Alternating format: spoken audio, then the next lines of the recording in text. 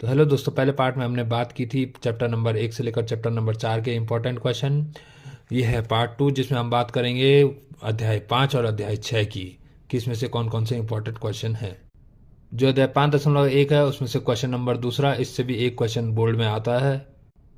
यहाँ पर ये उदाहरण नंबर 3, इस तरह के क्वेश्चन भी आपको बोर्ड में दिखने को मिलेंगे बहुत सारे, कि किसी में 10वां पद लिखा होगा तो किसी में 11वां पद लिखा होगा। और यहाँ पर उदाहरण नंबर 6, ये भी बोर्ड में पूछा गया है। यहाँ बात करें तो यहाँ है आपके पास important question number 4, question number 6वां और क्वेश्चन नंबर 10वां, क्वेश्चन नंबर 13वां और क्वेश्चन नंबर 16वां, ये आपके पास इंपॉर्टेंट है।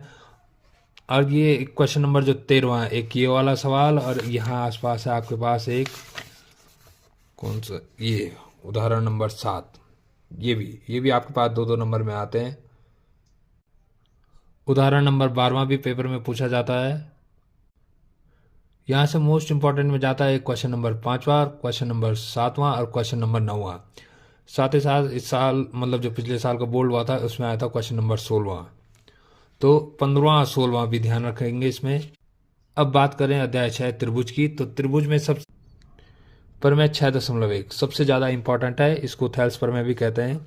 ये हर लगभग ये मान के चले कि जितने 2-3 साल के पेपरों में लगातार इसे पूछा गया है। 6.2 से आपके पास आता है क्वेश्चन नंबर 3, और सबसे ज़्यादा बार आता है या तो ये क्वेश्चन नंबर 9वां और ये क्वेश्चन नंबर 10वां। ये आप पिछले साल के पेपर उठाएंगे तो उनमें आपको ये दोनों क्वेश्चन देखने को मिलेंगे। कई बार ये 4 नंबर में पूछा जाता है, तो ये ज़्यादातर 2 नंबर में आता है। ये जो उदाहरण 4 है ये भी आपके पास कई बार आता है बोर्ड में। आप पिछले साल मतलब ये मान के चले कि 20, 21, 22 के पेपर उठाएंगे तो उसमें शायद ये उदाहरण नंबर 4 भी आपके पास दे रखा है। अब बात करें आगे 6.3 की, तो 6.3 में आपके पास आते हैं खासकर ये सवाल। क्वेश्चन नंबर 12वां हो गया, 12वां 13वां ये सबसे ज़्यादा मोस्ट इंपॉर्टेंट है। ये तो 2-3 साल के पेपर में लगातार पूछा गया है। और क्वेश्चन नंबर 15वां, अगर आपको इस एक्सरसाइज का 12वां सवाल आ गया तो आप 14वां और 16वां सवाल भी आसानी से सॉल्व कर सकते हैं।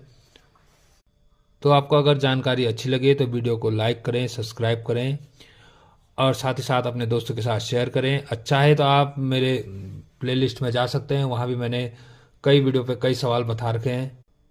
तो आपको अगर जानकारी अच्छी लगी तो वीडियो को लाइक करें, शेयर करें और सब्सक्राइब करें। और चाहे तो आप मेरे यूट्यूब चैनल के प्लेलिस्ट में जा सकते हैं, वहाँ भी मैथ्स के कई सारे चैप्टर हैं जो मैंने अच्छे से समझा रखे हैं। अगर वो भी आपको अच्छे लगें तो उनको भी लाइक करें, सब्सक्राइब करें और कमेंट करें। Thank you.